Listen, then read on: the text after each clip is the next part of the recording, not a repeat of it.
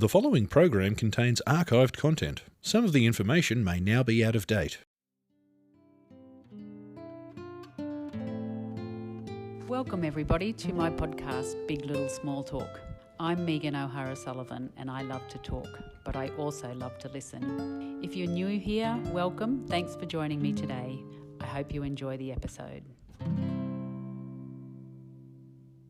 Hello listeners, welcome along to our segment that we call Big Little Small Talk. I've got a special guest with me today and his name's John Biggar. Now John I met because he's asked me to come and be a judge at the Spyder Muster. So John, welcome along and thank you for making time for me. Can we start with telling me what a Spyder is? A Spyder is a three-wheel motorbike, two wheels at the front, one wheel at the rear. Basically they're made in Canada. And they're unique, very unique, but we've got quite a few in Australia, so yeah.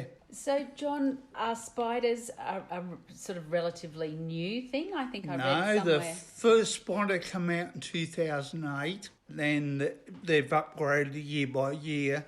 My personal bike is a 2016, so I've been around for 10, 12 years, 14 years, sorry. Yeah. So traditionally you would have a two-wheel bike, but this is a three-wheel bike. Yeah, I started riding two-wheel bikes when I was about 13. When I got cancer in 2016, it became very difficult. So I started riding Spyders. So I bought my first Spyder in 2015 actually, and progressed from there. So I've had four of them so far. Right. And I think you probably better inform me, since I'm supposed to be judging these Spyders. What do I look for? What makes a good Spyder? Just the way people care for them. They can be standard paint, mine's not, but they can be standard paint, but you can tell when somebody looks after their unit. So there's a lady I used to ride with, had an early one about 2009, and it was always immaculate. She never had a mark on it every time I went out with her. So we're looking for cleanliness. Are we looking for sort of special paint? Some people spend a lot of money on the paint. Mine's got a bit of a custom paint job, flame work and murals. Not everybody has to have custom painting their bike to look good. Mm-hmm. And do you have things like pumped up wheels or, no, you don't have ribbons on them, I wouldn't imagine, like the old dragsters? No, definitely not. Now you can have a passenger on a Spyder, can you? Well, yeah, you can have two-seaters. Mine's a single-seater, registered as a single-seater motorbike. But yeah, you can have two-seaters, and some of them, there's a model called the RT, which is like a really plush seating. It's like in an armchair in the back. So that sounds wonderful. When you said about the paintwork, the custom paintwork, it took me back to, I went to uni with a guy who had a Monaro and it had custom paintwork, and it said it was called the Blue Dreamer. So we really gave that guy a hard time. We called him the Blue Dreamer all through uni. So do you name your Spyders? Or? Yes, a lot of people do name their bikes. I haven't, but a lot of people do, like Ruby and things like that, depending on the colour schemes. Oh, I see. Yes. Okay, so that's a Spyder. Well, what then is a Riker?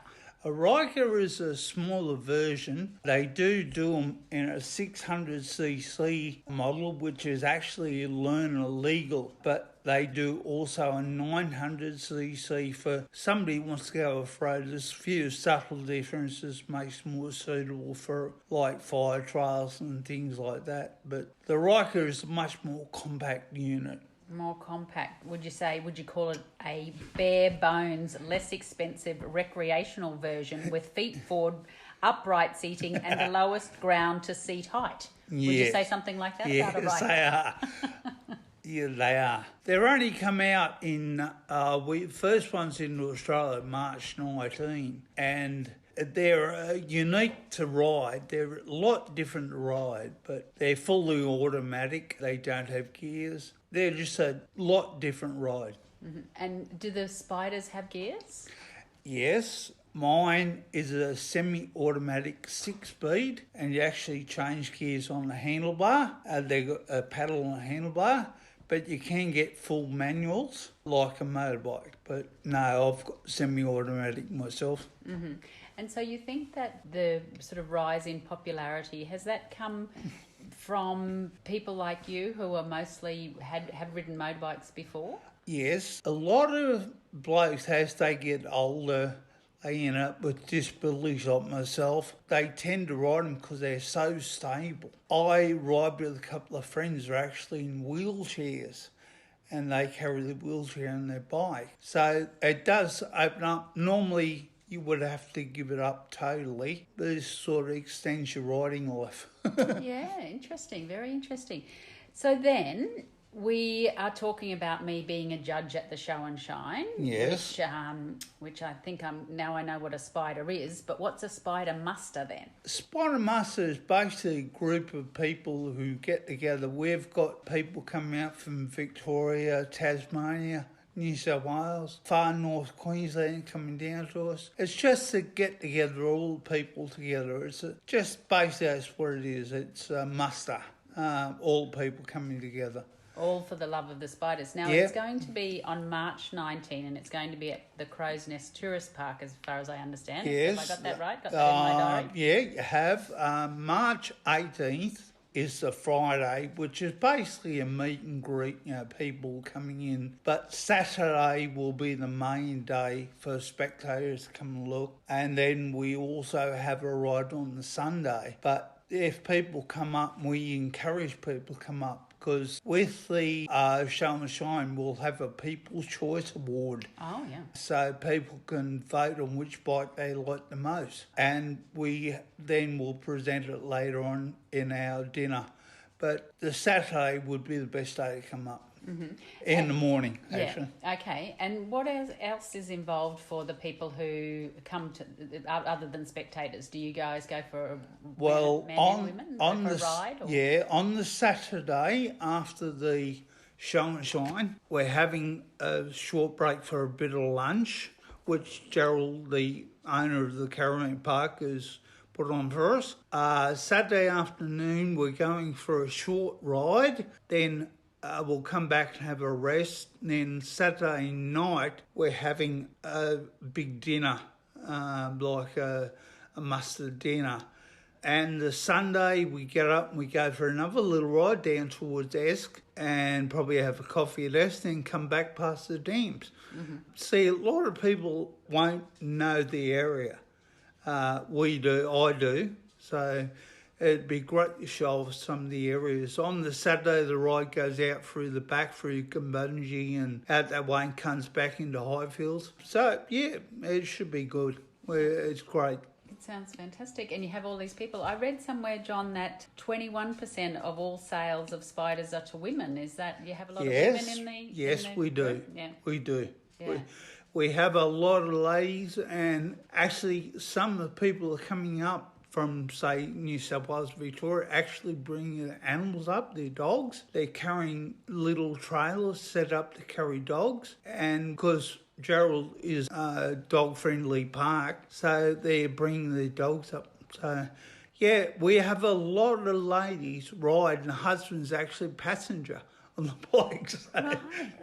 And is that, again, going back to that stability of them? It doesn't feel quite as exposed or quite as dangerous? Definitely. The bikes are so much easier to handle, even though they're pretty heavy, but it's so much easier to handle. And once you get used to their trace, the bikes actually go quicker around corners than normal bikes. Right, so you don't ever end up on two wheels, but Never. one wheel up. No. The bikes have a system which we nickname Nanny. And so the second it pulls one wheel up, the onboard computer analyses what's happening and push back on the three wheels. It's helped me out a number of times. I've gone to corners too hot and I've overcommitted myself, and it actually even applies to brakes if you're really out of shape. So yeah, it's pretty good like that. Yeah, it sounds like all motorbikes should be made like that, and there might be a few less accidents on the road. There might be. I'm afraid blokes on bikes have not got a good name out there. No, that's right. And particularly they say sort of middle-aged men buying motorbikes and they're all... Well, that's the problem. Like, I started riding it, like I said, about 13, 14.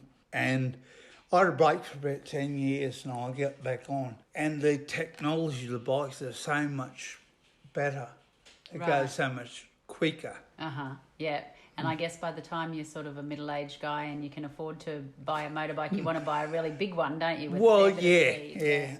That's the only drawback with Spyders, that they are not cheap. And like the Riker, which is the bottom end of the range, the basic Riker to get into is about 15 grand. The one I've got is about 35 and it's not top of the range. You can spend upwards of 40, 45 on a Spyder. Right. So they're not cheap. Yes. But not as dear as trikes. Trikes are dearer again. What are trikes? Well, trikes the other way around. 2 wheels back, 1 wheel at the front. And what have these ones got? These have got 2 wheels front, 1 wheel back. Oh, I beg your pardon. I didn't realise. I was picturing the other way around. No, 2 at the front, 1 at the rear. Okay, right. So. Yeah, quite stable. And then I also read that 27% of all people who ride Spyders have never owned a motorcycle before. So a bit of the same. It's quite possible. There is people that have bought them just out of the blue, really liked them and decided to give it a go. We've got one lady that lives at Highfields who has never ridden before, and now she's got a big F3 like mine, and she loves it. Yeah. You know, gets around, tows a little dog around the trail. That I would like to see. I'll just remind the You listeners. will. She'll be there.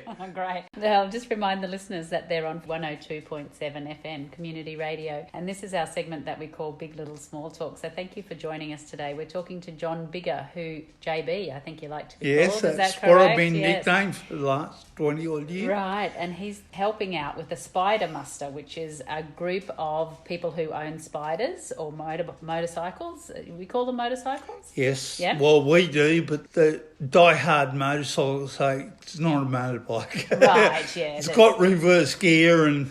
Right. Yeah, but we call them motorbikes. Yes, sure. So, JB, tell me about you and what your career. You said you've had cancer recently. Yeah, back in 16, I was diagnosed with throat cancer, and that was a pretty tough journey. I couldn't ride for 6 months, so I already had one. I said to a friend who had a Spyder, I said, "Take me bike. I don't want it." Right. I don't want to walk out there and see it. Didn't want to have to look at the motorbike. Yeah. And not to be able to get on it and yeah, ride. That's totally correct. And were you a sort of Toowoomba born and bred fellow? No, I was born in Sydney, actually, Penrith. My dad was in the Air Force, so we did a lot of jumping around down in Amberley, Williamtown.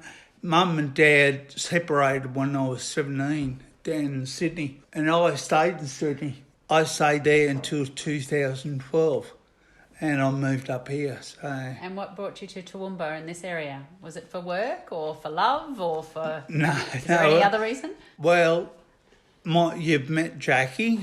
She was a friend of mine from school. Actually, I used to go to primary school with her in Townsville. And she said, I was going for a bad time. A friend of mine, a good friend, my best friend, passed away, and I just wasn't going for the right place. So I moved up here, and she said, "Come up for a holiday and see what you think." So I took a month off work in Sydney and moved up here, and I really liked it. So I went back to Sydney, cleared up all my loose ends, and moved up here. Right. Yeah. So it was for love in the end? No, not really, because Jackie is only basically my carer. But she's got this house, and she owns the house, and offered me a room to stay in. So, And work-wise, John, what type of work were you doing? I've worked for General Motors since I was 17 in spare parts. The last job I had was a company called Asa Milroy down in Liverpool. I worked for him for 29 years, and that's all I've basically done. And in my part-time, I used to drive trucks. and just help out a mate driving trucks. So. Yeah, so you've never been unemployed, never been... Oh, 2 weeks. Not too long. So tell me what a spare parts interpreter does. We're basically, if you come into us and say, I've been told by a mechanic I need a front wheel bearing for my car. So then we look it up, get it out of stock, sell it to you, off you go. Mm-hmm. But I was what they call a wholesale parts supervisor. I was in control of the whole phone room. We had quite a big operation. In parts alone, we employed 60 people. We had 13 delivery trucks, but things over the years phased down a bit. But we're the second biggest holding deal in Australia, biggest one's in Victoria. So, yeah. Yeah. And do you work at all anymore? No, I did volunteer quite a while. I used to volunteer for Freedom nursing homes, driving their little bus, their community bus, but I had to give it up. So was that, you've always had is it a MC or a HC licence? I've got a HC. Yeah, right. Yeah. I used to be able to drive trailers. Uh-huh. And how did you get onto the volunteer work and why did you specifically do that? When I moved up from Sydney, you hit the magic 50 and nobody wants to employ you. So I come up here and I applied for so many jobs, kept getting knocked back. Basically, age. I was nowhere near as bad mobility then. And I stuck my hand up to volunteer and I was volunteering for Freedom. I just had to give it up when my cancer come about. Then after it all settled down, I thought I'd like to get back into it. So I'm a member of TomNet up here, and they're aligned PCYC with that Break the Cycle program, and I volunteered for Break the Cycle, and I also volunteered as a mentor at the Flexi School. So I was doing both. And when COVID hit, I'm afraid I've let it all go by the wayside. I'm not wanting to go out as much. And that's one of the many, many fallouts from COVID. It's that all that volunteer hours that have been done by the likes of you, John. Yeah, well, PCYC actually disbanded the program. Can you tell me a little bit more about Break the Cycle? What is that? Well, that is for young kids, maybe disadvantaged for some reason or other. They've got to get 100 hours up on their learners to apply for a licence. Well, this is basically help them out. We're not going out as driving instructors, we're just going out as mentors. We've got a full licence, they sit in the car and go for a drive, and we just sign off their logbook. Okay, what a fantastic initiative. Oh, yeah, it was. Yeah. And is that not going anymore? Yes, it is going, but I haven't got back into it. Yeah. I'm waiting till everything settles down, and I'll get back into it. And tell me about going to TomNet. You're not going at the moment? Oh, yeah, COVID. I do. Still go, yeah? Yeah, I still do a bit. I'm actually a life member of TomNet, so they present me a life membership. So I always try to get to main monthly meetings, but their weekly meetings sometimes a bit of a challenge. Clash with other things I got. So. And the going and mentoring at the Flexi School. Tell the listeners about what happens there. Well, like I said, they're basically just taking kids out. They've Flexi have got their own cars. The government grant, we've got little I-30s.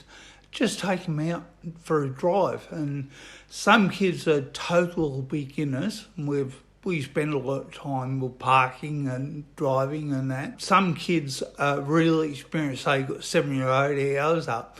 We just let them go. We go for a drive. I've been out to Dalby and back through the back road with kids, and they enjoy that because bit of variety. Well, I think anyone who's been a parent like I have and taught their kids to drive, anyone knows how white-knuckling it is. And it is a bit. So you must have nerves of steel, do you? We do not have dual controls in the car. I'm afraid somebody I don't trust, so I leave my hand on the handbrake.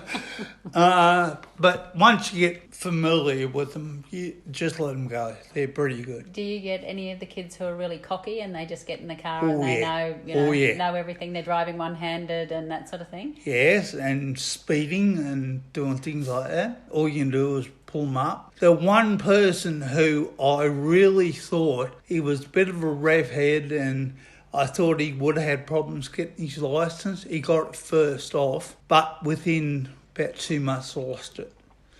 And were you still going at this stage so you could keep up with his progress? Were you? And what did he lose it for? Did he lose it for speeding? Speeding. Right, yeah. Did you, through the one through PCYC, did you see a lot of migrant children come through there? Definitely. I had one girl who was from Afghanistan, and I've had a couple of Sudanese kids, and they've been great kids, actually. One family of Sudanese, I've had the 2 brothers and the sister from the same family. And but the general consensus is most of the kids from overseas love Australia because we haven't got conflict. Yeah? Yes, to wake up every day and not be feeling afraid. I mean, we can't underestimate it. Well, yeah, I had a girl from Afghanistan. I've had Sudanese. I've had Irish. So we get them from everywhere. And we also get more mature drivers. You know, like young parents, single parents come over from overseas. And she might be in her mid-20s. Well, yeah, we still mentor them. And it's really good. I'll just remind the listeners that they're with us today on Big Little Small Talk, and we're talking to JB, or John Biggar, who is one of the organisers of the Spyder Muster, and we'll talk some more about that in a little bit. John's kindly asked me to be one of the judges, so I'm just finding out what I need to know about spiders, starting with what is a spider. So now we've got that cleared up. That's very good. Now, John, you started to talk about your cancer before. Tell me more about that. How's that journey been? It was pretty rough. I was sitting in the picture theatre and I felt a little lump on my throat. And being a typical bloke, I thought, I should be right. But Jackie pushed me to go and see a doctor. And he looked at it and he said, mate, I think it's only a cyst, but we'll get it checked out. When he got the results back, he said, I don't believe this. It's a carcinoma. So then I had nearly a kilo of garbage taken out of my neck, but the main cancer was in the tonsil. Now, I've never smoked in my life. All I can put down to Mum and Dad used to smoke with chimneys. They both passed away with lung problems. And I used to work in close proximity with a bloke who used to be a chain smoker. This is back before the days in the 70s and 80s where you didn't have to not smoke at work. So I saw and put it down to. But passive smoking. Passive smoking. Yeah. It was a rough journey. What sort of treatment did you have? Did you have surgery? I had surgery to get rid of most of it. I had a lot of scans, and one of the things they found, a lesion in my bowel. So it hadn't yet got the cancer. Which they took it out and 100% clear. They took it off. That was a secondary, and you were just lucky then that you had all those PET scans. Found that. They do, and I sort of come out of being knocked out, and they said, we found something in your bowel. And I went, that's all I need. But anyway, so was that kind of a blessing, really, in a way? It was. Yeah, it was definitely early, super early. And the thing in my throat they got early too, which was a help. Only reason Jackie's had her own bout of cancer 20 odd years ago, and she thought, well, it's better to be safe than sorry. So that was a pretty rough journey. I spent 6 weeks of chemo, and that was once a week, but like every day for 6 weeks I had radiation. So it did knock me about. It didn't feel real good.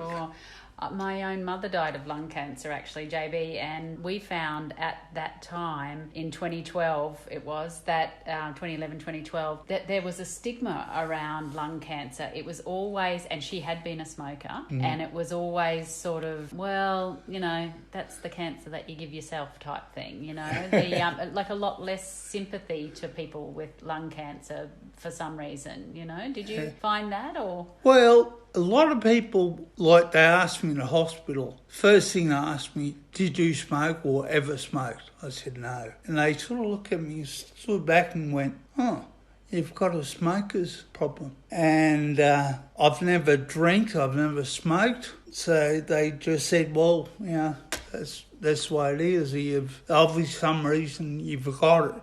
And they put it down to the fact Mum and Dad used to smoke. Right. So that was from a young age. Yeah.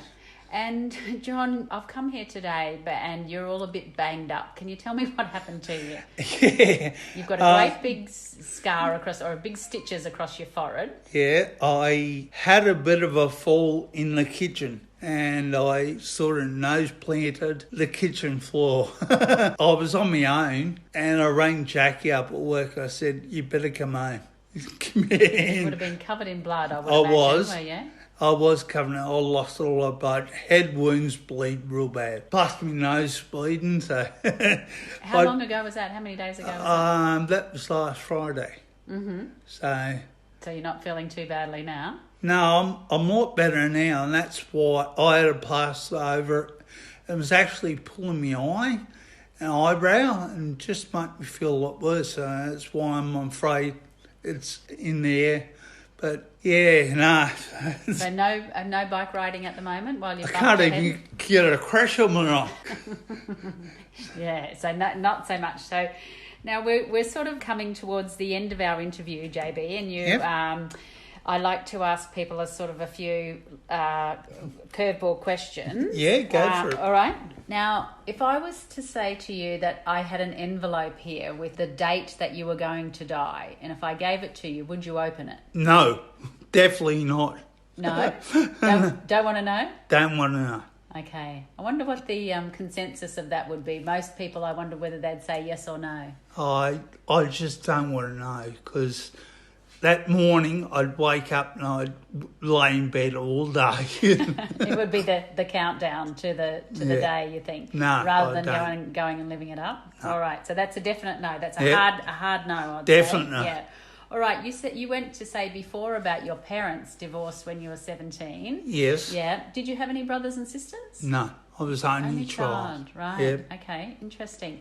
So if you look back and you think about things that you learnt from your parents, what would you say the most memorable lesson is that you've ever had from Well, my mum was a Pom, my dad was a Scot. The most I learnt was manners. Mum really pounded that into me, you know, like open doors for ladies and things like that.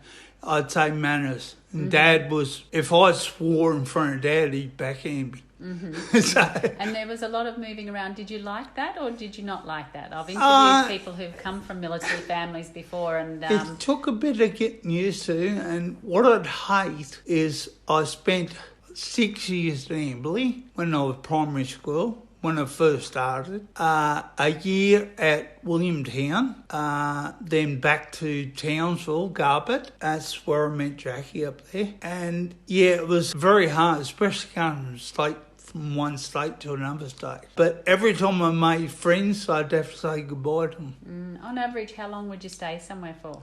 Well, like I said, we at Garbutt, well, I think we were there. Well, Garbutt, I got there about 70, and I left in 76, so 6 years ago, but 1 year at Williamtown and 6 years at Amberley. Mm-hmm. Yeah.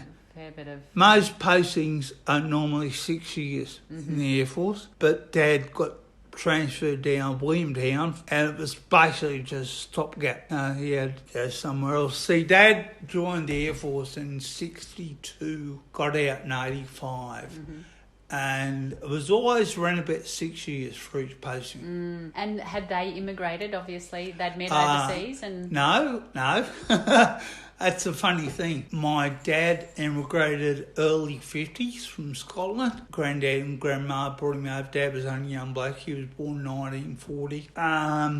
So he was only, about 10 or 11 when he came across. Mum, I'm not sure when she came across, but she was living out at Wagga, out there, out in the Riverina. And they actually met at St Mary's. See, Dad used to play in a Highland band or bagpipes. Well, Dad was a drummer, and Mum was a dancing girl. What do they call them? Dancing girl, whatever.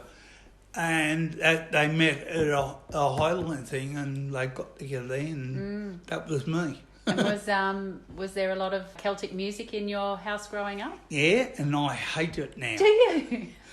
Dad used to, every time we go out in the car, Dad would put a cassette in. It'd be Highland music, bagpipes and that. And I've grown up to hate them. Isn't that interesting? I thought you were going to say that you love it. It takes you back. Definitely not. No. Have you ever been and travelled to where they came from? Either of your parents? No. Well, I've lived down in Sydney for a while, but I've never actually been overseas. Yeah. I've always been in Australia. Yeah. I reckon there's more to see in Australia than what you can see overseas. Oh, there's a lot to see in Australia, that's for sure. Yeah. But there's a lot to see overseas as well, hey? I've been right down the East Coast, and I've only ever been across to Mildura and that. I'd love to get over the West Coast and Pilbara and up there, but... the Kimberleys is my next trip. I'd love to go up to the Kimberleys too, yeah. But with the borders, you just don't know how it's going to go. WA's still closed. It is. Yeah. So with the muster, we actually had 4 people coming across. They've had to cancel, which is fair enough. Would they ride their bikes over? Yeah, most of them would. Yeah, most of them would. It's a long way, isn't it? Well, we've got one bloke I know quite well who's coming up from Tasmania, Hobart, and he was going to ride his bike, but now he's decided he might bring his car. Okay, right. He's one of the other organisers of the muster. Brilliant. So he needs extra room, so he's bringing his car. He's going to bring his car. Well, we'll just remind everyone that we're on 102.7 FM Community Radio, and I am talking to John Biggar, or JB, on my Big Little Small Talk segment this afternoon. And John is one of the organisers of the Spyder Muster, which is happening at the Crow's Nest Tourist Park on the 19th of March. And everyone's welcome to come out. Is there any charge to go? No charge for people to come out and look. And matter of fact, we encourage people to come out to have a look at what bikes are there and vote in their best and show and all that sort of thing. Are they able to go for a ride with people or not really? Yeah, probably. I'd say so. There'll be a lot of people. Main thing is they're fully able. There'd be no good taking kids that are quadriplegics or something. But I say it shouldn't be a problem there. I'm sure we can organise somebody. Oh, I don't want to put you on the spot, John. I just, and I suppose, you want to come for a ride, do you? Oh, I'll go for a ride, don't worry, yeah. Good. I was thinking about you guys and your, do you wear the sort of, you said that the true motorcyclists don't call Spyders motorbikes, but do you wear all the gear, yes, all of the leather jackets and the patches? I do. I don't wear leather, but I've got jackets. Yeah. And... all the proper riding gear as far as boots and things, but being a passenger, we won't become crazy. So if somebody's not used to a bike, so sure, yeah. Now I'll just go back to my questions. One other question I wanted to ask you, John, which a few months ago, I interviewed a lovely lady, Robin Prentice, who was a squash champion here in Toowoomba in the 1970s and 80s. And the question I asked her, and she gave me a really interesting answer, so we'll just have to see what yours is, to this question. If you could do anything illegal without getting caught, what would you do? Well, I'm mad on bikes. I love to top 200 k's on my bike, and she'd do it easy. Well, my bike will do close to 95 k's in first gear, and I've got a 6-speed gearbox, so I'll give you an idea. So, open it up on Open up on a flat road.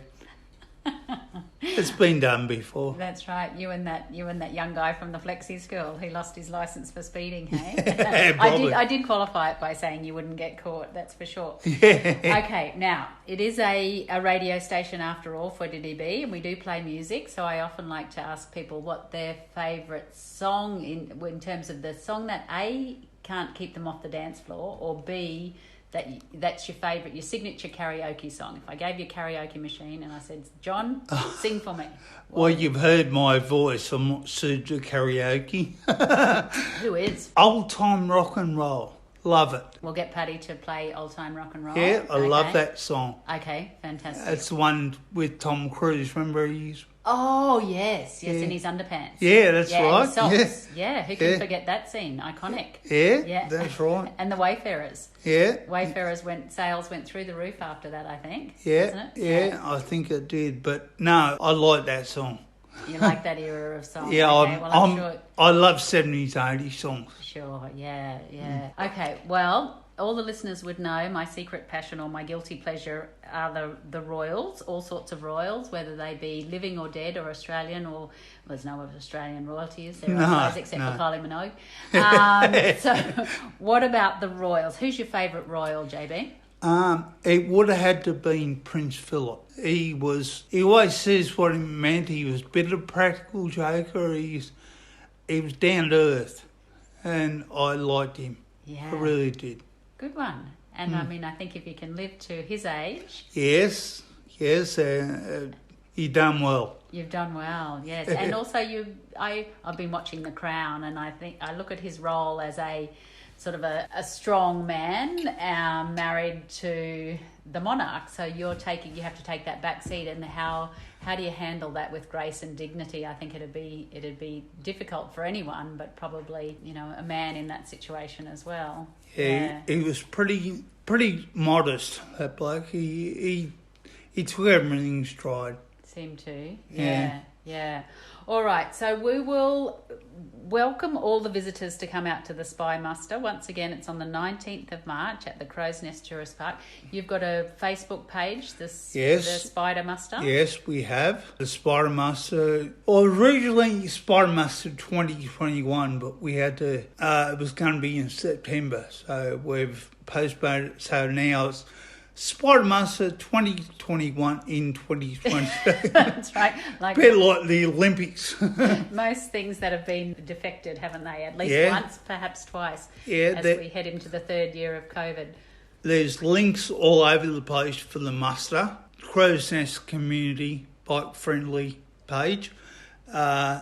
I'm personally involved in a group called Spyder Buddies, of all things, and we do have a links in there all the way through, and there's links on Toowoomba and community page, and we do have a lot of links, so hopefully it'll be a good weekend. But I do encourage people to come out, just have a look around, and don't be afraid to ask questions of people. Spider owners don't bite, is that right? Yeah, well, we don't. Spiders do, but we don't. On that lovely note, I think we'll leave it there. JB, thank you so much for being my guest today on Big Little Small Talk. I've really enjoyed hearing about spiders. Thanks, Megan. My pleasure.